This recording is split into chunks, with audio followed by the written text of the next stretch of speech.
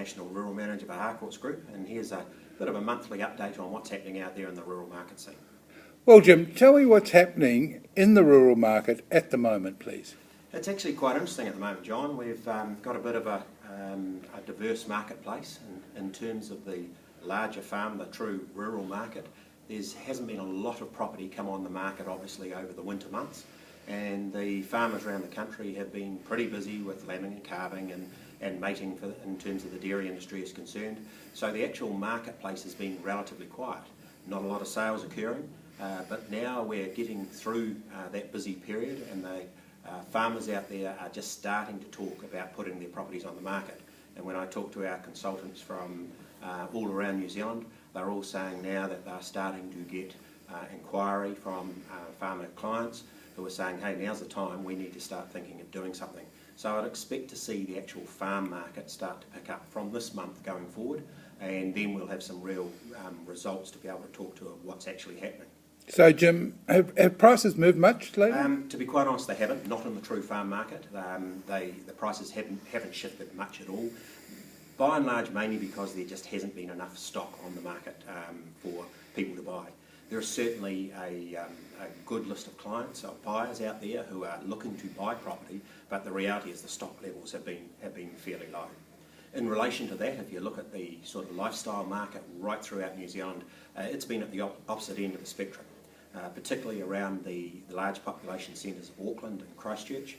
I'm sure the residential market, most people will be aware of what's going on with that and how bullish that has been.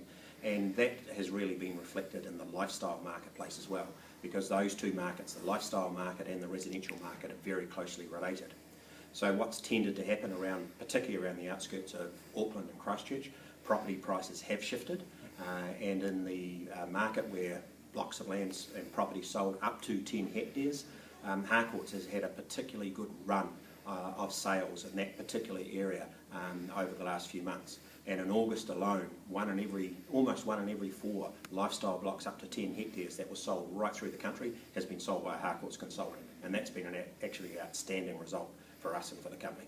That's great news. Jim, finally, Land and Lifestyle magazine, when's that due? The next Land and Lifestyle magazine, if you are interested in having your property promoted via the Harcourts network and right through New Zealand, the next Land and Lifestyle magazine goes to print on the 21st of October. So we've still got a couple of weeks for you if you are interested in getting your property listed with your local Harcourts consultant and to get it into the Land and Lifestyle magazine. Great opportunity. As well as going in the magazine, we put an insert in the flyer that goes out with straight furrow to the 85,000 odd rural box holders right through New Zealand. So it's a great opportunity for you to have your property marketed to the farming clientele of New Zealand. Jim, that sort of wraps it up here. Any final word? No. Hey, I would just like to point out to you, Harcourts as a brand won the most trusted real estate brand as voted by Reader's Digest over 2013, and that's a great accolade, a great reward for the company, for everyone involved in the company, when the people of New Zealand vote us as the most trusted real estate brand out there. So if the rest of New Zealand can trust us, I'm sure you can as well.